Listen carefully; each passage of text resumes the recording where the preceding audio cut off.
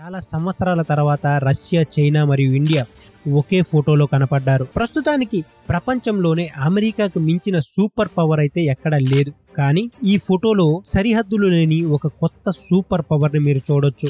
వాళ్ళు వేరు భాషలను మాట్లాడతారు, కానీ తప్పకుండా అమెరికాని ఢీకొట్టగలరు. ఇదే విషయం అమెరికాను భయపడుతుంది, అలాగే ట్రంప్ ను కూడా భయపెడుతుంది. ట్రంప్ రష్యాతో మాట్లాడుతూ ఇప్పుడు యుద్ధం ముగిసిందని, ఇంకొక 50 రోజుల్లో మీరు అన్నిటినీ క్లియర్ చేయాలని చెప్పింది. లేకపోతే మేము లాంగ్ రేంజ్ క్షిపణులను ఉక్రెయిన్కి ఇస్తామని చెప్పి, దానితో యుక్రెయిన్ మీ నగరాలపై దాడి చేయగలదు అని చెప్పి చెప్పడం జరిగింది. రష్యా మాజీ అధ్యక్షుడు డిమిత్రి రష్యా మరియు అమెరికా మధ్య అల్టిమేటంల ఆట ఉందని చెప్పారు. ప్రతి అల్టిమేటంతో రష్యా మరియు ఉక్రెయిన్ యుద్ధం, అమెరికా మరియు రష్యాల యుద్ధం కూడా జరగొచ్చని చెప్పడం జరిగింది. ఈ ట్వీట్ తర్వాత ట్రంప్ తనకు సంబంధించిన జలాంతరగాములు ఏవైతే ఉన్నాయో అవి కొన్ని ప్రదేశాలకి పంపించడం అయితే జరిగింది. అంతేకాదు ప్రతి మాటకి దానికి సంబంధించిన పరిణామాలు ఉంటాయి అని చెప్పి ట్రంప్ అనడం కూడా జరిగింది. అయితే పునీత్ ని ఎదుర్కోవడం అంత ఈజీ కాదు అని చెప్పి ట్రంప్ కూడా తెలుసు. పునీత్ తన లక్ష్యాలను సాధించే వరకు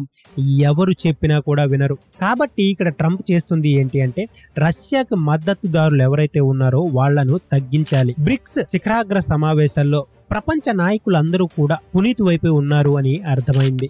అంతేకాదు వాళ్ళకి ఎటువంటి సమస్య కూడా లేదు అని క్లియర్ గా అర్థమైంది. అంటే రష్యాని ఒంటరిగా చెయ్యాలి అనే ఏదైతే పన్నాగం ఉందో అది ట్రంప్ కి జరగలేదు. కాబట్టి ఇప్పుడు రష్యాకి సహాయం చేసే ఏ కంట్రీ అయినా తన మద్దతును వెనక్కు తీసుకునేంత వరకు వాళ్ళకి ఇబ్బంది పెట్టాలి. అంతేకాదు రష్యాతో డైరెక్ట్ గా ఏదైనా చేస్తే ప్రపంచ యుద్ధానికి దారి తీస్తుంది అని కూడా క్లియర్ గా తెలుసు.